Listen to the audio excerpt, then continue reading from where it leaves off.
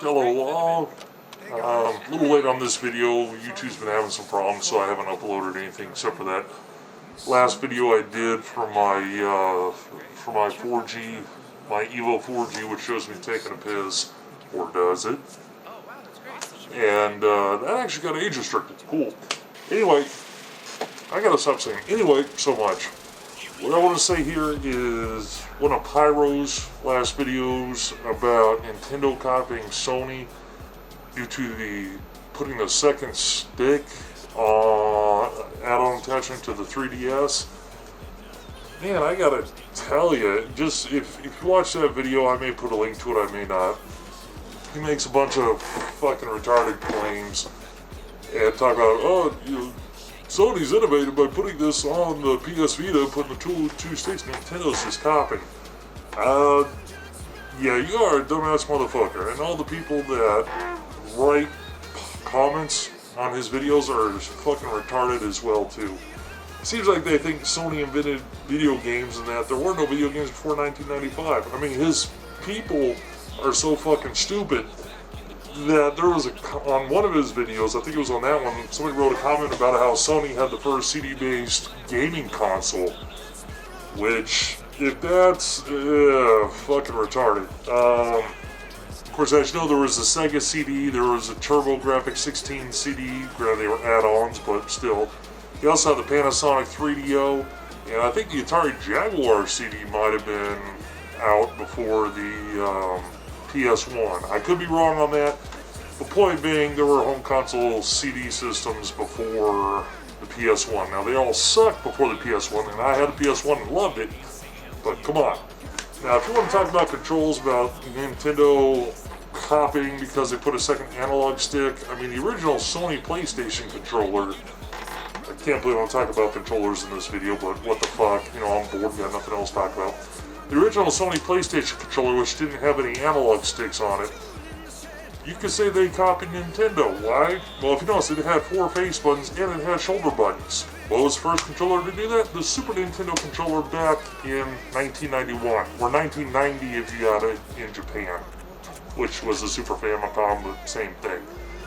And it's actually a good video from Black Bond that goes over some of this stuff. Also talks about the analog stick and how the N64 actually had an analog stick before the PlayStation analog stick came out.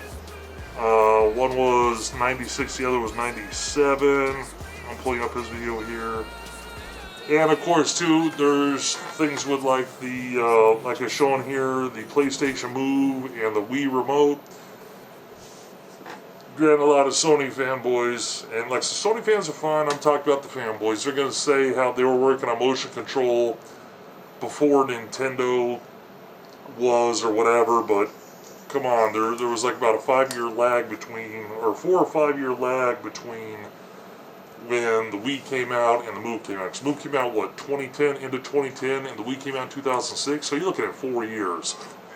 I mean, come on, that's pretty fucking obvious that they decided, they waited. Now, they could have possibly thought, okay, we're thinking about doing motion control, but we want to see how the Wii does first. Come on, that's a rip. Let's see, but since let's see, what else could we be there? And also, too, when it comes to the PS Vita, I mean, what's one of the main things that it has? Touchscreen. If I'm not mistaken, the 3DS had a touchscreen long before the PS Vita. Now, granted, I'm not going to look it up. I don't remember when the first 3DS came out. But or not 3DS, sorry, the first DS came out, but I remember it was that big-ass clamshell kind of case thing.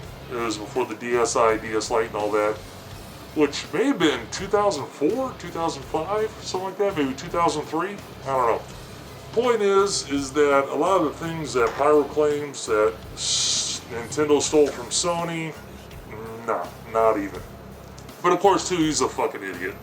And if you really want to get extremely technical, if it wasn't for Nintendo, Sony wouldn't even be making consoles right now. Now, like I said, I'm not a big Nintendo fanboy. I was when I was a little kid when the Super Nintendo came out. You know, it came out in 1991 here in the US, came out in 1990 in Japan, and I was a huge Super Nintendo fanboy. I'll admit it, but you know, I'm not anymore. I haven't owned a Nintendo system since the Super Nintendo.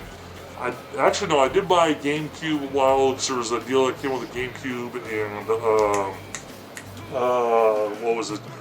Metroid Prime. The only reason why I got it is because I didn't have a PS1 anymore, and it was right around when the Twin Snakes came out, the remake of Metal Gear Solid on the GameCube.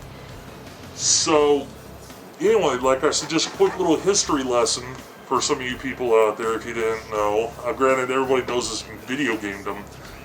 But if it wasn't for Nintendo, Sony wouldn't have a console. Reason being is after the Sega CD was released, Nintendo was looking at doing a CD system add-on as well to combat the Sega CD. So what did they do? They enlisted the help of Sony to make it.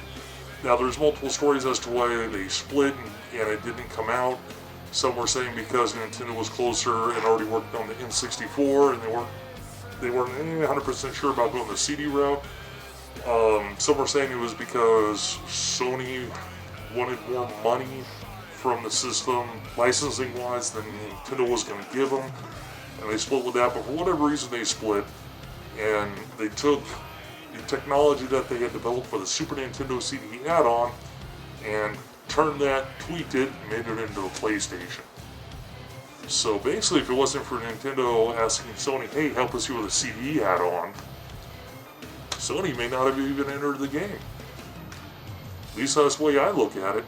So for all you Sony fanboys out there that diss Nintendo, you know, it's amazing on these videos, you never see Nintendo fanboys really. You just see Xbox fantards and you see PS3 fantards. Anyway, for those of you out there who are the Sony fanboys who bash Nintendo, and even the Microsoft fanboys, because if it wasn't for the success of the PlayStation 1, the original Xbox never would have came out. But yeah, so both sides, especially the PS people, and people like Pyro that seem to think that Sony invented everything with gaming, thank Nintendo. So if Nintendo hadn't been the stuck-up, proud Japanese company that they were and not willing to tweak a deal to make it fair for everybody, Sony wouldn't have left and gone on to make the original PlayStation. There you go.